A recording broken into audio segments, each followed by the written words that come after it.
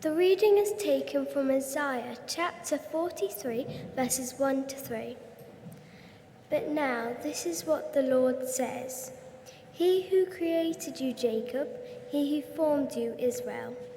Do not fear, for I have redeemed you. I have summoned you by name, you are mine. When you pass through the waters, I will be with you. When you pass through the rivers, they will not sweep over you.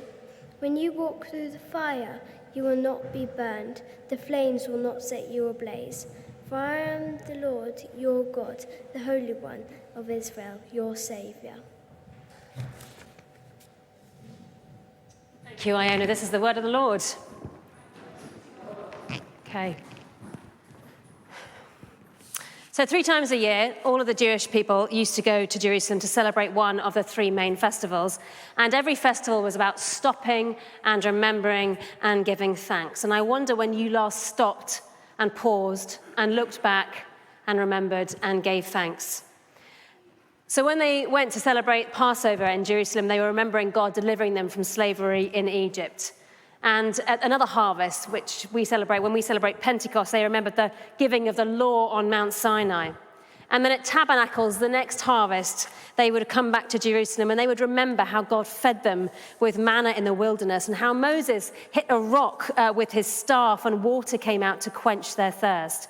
And how they slept under the stars for 40 years in the wilderness before they arrived at the Promised Land. So the Jewish people got together and they remembered their collective story, the story of their relatives and the family members and how God took care of them individually and as a people. And the theme running through all of these stories is that God was with them, that they were not overcome by their experiences. And you'll know the story in the Old Testament. When the Israelites escaped from Egypt, they had to cross the Red Sea, and God parted the sea so that they could cross on dry land and reach safety on the other side. They weren't drowned by the waters. There's a story of Meshach, Shadrach, and Abednego, who were thrown into a fire because they refused to worship King Nebuchadnezzar. And incredibly, they were not harmed. The fire didn't even singe them. So in the Bible, fires and water and all things that are large and natural like that can threaten to overwhelm us. They all symbolize things that can get the better of us. The Jewish people were not destroyed by fire, which can consume us. They were not drowned by water, which could overwhelm them. God brought them out of everything that they experienced. Now, I have a kids' tunnel here, which you may have noticed. And I was wondering if there was any small person in the room who would be willing to go through the tunnel this morning as my visual aid.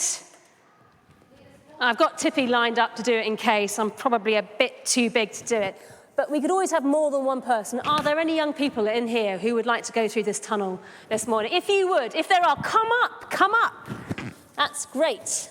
Right, and I'm going to just make it a bit scary and dark by covering it with this blanket. So if you want to go on that side, if you want to come through the tunnel, that's it. Hang on, I'm going to make it dark. Okay, that's it. I'm going to make it even more dark. How many people have we got to go through the tunnel? All right. You want to go through? Okay, off you go. Are you okay in there? Oh, well done, very good. One through. Anyone else? It wasn't very dark. It was dark, wasn't it? It wasn't very dark. It wasn't very dark. It should be dark. It should also be quite hard to get through because of the weight of blankets on top of my tunnel. Anybody else? Henry, do you want to go through? Very good. Oh, hang on. My darkness. Hang on, my things have fallen off. All right, go. Oh, he's making some progress there. Very good. Okay, would you like to go, Martha? You guys can sit down once you've been through. That's it. Off you go. Teal, you're a bit bigger for this, but I'm confident that you can get through. Okay, you can sit down once you've gone through the tunnel. Okay, it's some slow progress here, guys, but we have got her out. Very good. Miles. Hang on. Oh. Miles, you're 10 going through this tunnel. Well done, very good. No, Ben, we're going to just... Henry, have you been through already?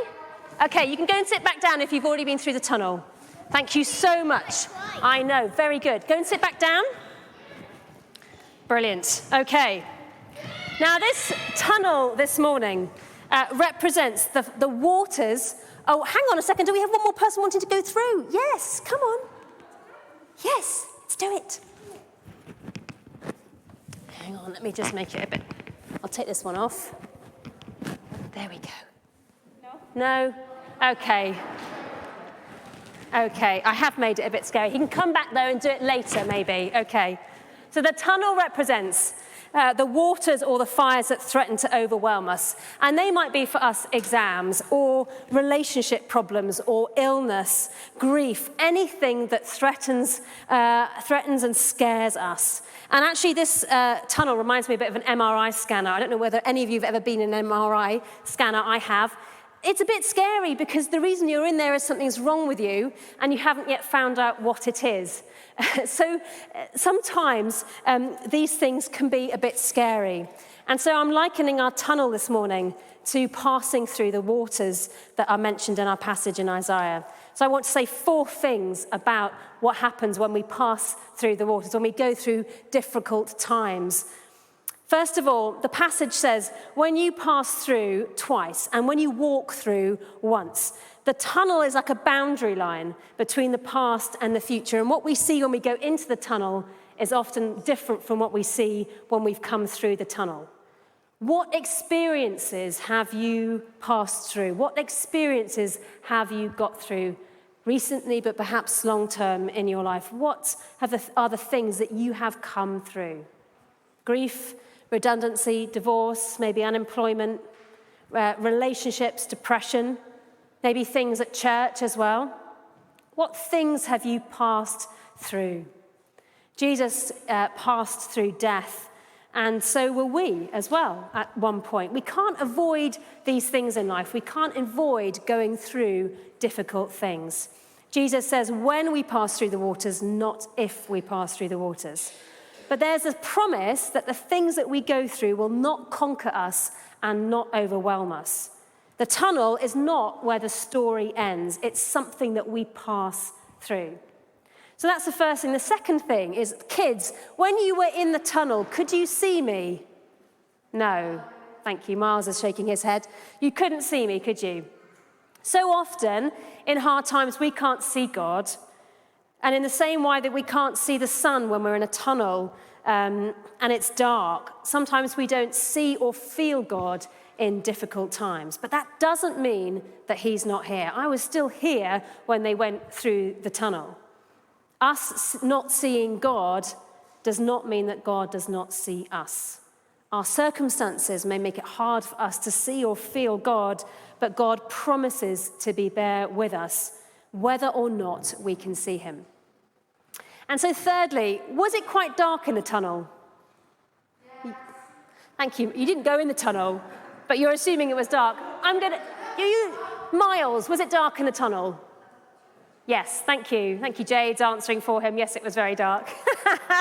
Okay.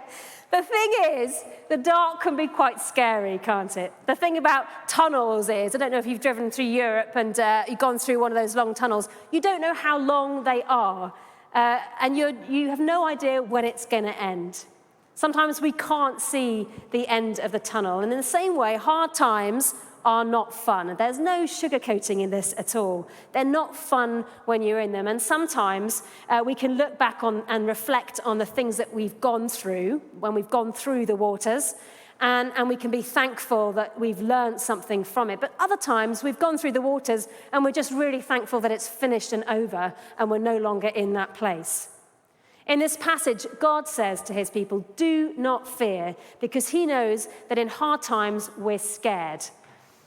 We're not in control and we feel overwhelmed. It's a really natural human response, but we're told not to fear because God is with us. And then fourthly, the Jewish people were in a covenant relationship with God, which meant that they belonged to God. God was their God and they belonged to him. God says in this passage, you are mine. And that's really, really powerful. And God says to you this morning, you are mine. God gives you a new name, mine. And because we are his and we belong to him, God promises that we'll never be alone, that he is always with us, and that we won't be conquered in this life by the things that seem to overwhelm us. So God says to you, you're mine. And we were formed and created by God, and we're his. We belong to him. So because we can trust God to bring us through the things that we experience, we can loosen the reins and we can choose not to worry, like Chris was talking about last week. We can give thanks and we can honor him for all that we have. The Jewish people would have arrived in Jerusalem after the harvest to remember all that God had brought them through. And in response to all that he had brought them through, they would thank him for his provision with the first fruits of their harvest. And there are people who at the moment are going through the waters, who are going through something very similar to what the Jewish people went through when they escaped from Egypt. Perhaps there are people at the moment who are still in the waters, who are fleeing from war-torn countries, from Afghanistan, who are in fear of their life, who are in survival mode. And this morning, we're thinking about those who are going through the waters at the moment. They're in the midst of this tunnel, and they need our support and our help and our prayers. But there are also others who are closer to home this morning who are struggling and who are in need of help as well. So what we're going to do is during our next song, we're going to give our gifts back to God in recognition for all that he has brought us through. And there are two ways that we can do this. First of all, you can bring your food items that you've brought, which we will donate to Hounslow Food Box on your behalf. And you can bring them and you can put them up here on the front steps during the next song. The other thing that you can do is go to our cashless giving box, which is halfway where it's just there. And you can give to Christian Aid, and we will give that money specifically to feed people who are very hungry currently, who have fled from Afghanistan and who need our help. So that money will go to them this morning. So there are two ways to give back this morning and to thank God for all that he has brought us through. You can bring your food up to the front, or you can make a donation as well. So let's stand together.